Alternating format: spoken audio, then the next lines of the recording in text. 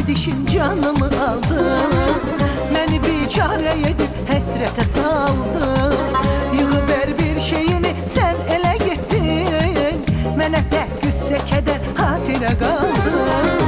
Bu zamansız gedişin canımı aldı.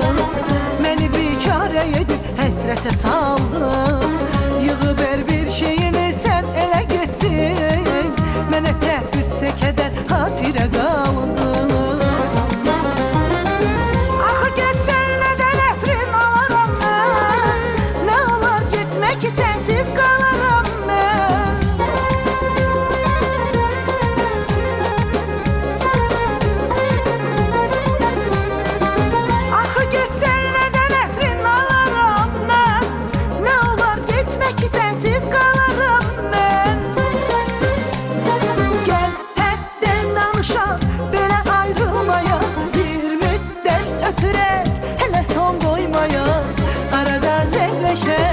Görüşək, dərdləşək, danışaq dost kimi amma küsülüb qalmaya.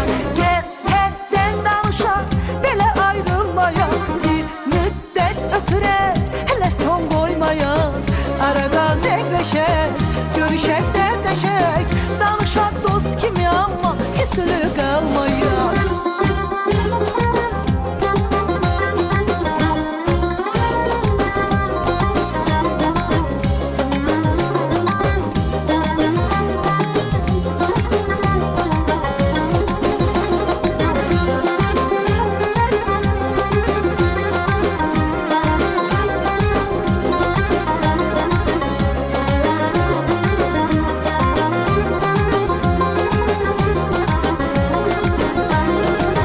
Danışaq dost kimi olsun, bu da bəsdir. Mənə sənsiz yaşamaq heç dirə bəsdir. Səsini dinləmək çoxmu görürsən? O məni məhv eləyən yeganə səsdir. Danışaq dost kimi olsun, bu da bəsdir. Mənə sənsiz yaşamaq heç dirə bəsdir. Səsini dinləmək çoxmu görürsən? O məni məhv eləyən yeganə səsdir.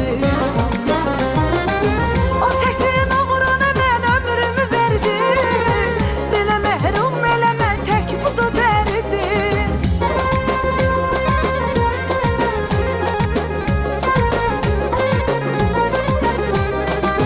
O səsin uğruna mən ömrümü verdim. Belə məhrum eləmə, tək budur dərdim. Gəl, həddən danışaq, belə ayrılmaya. Bir müddət ötürək, hələ son qoymaya.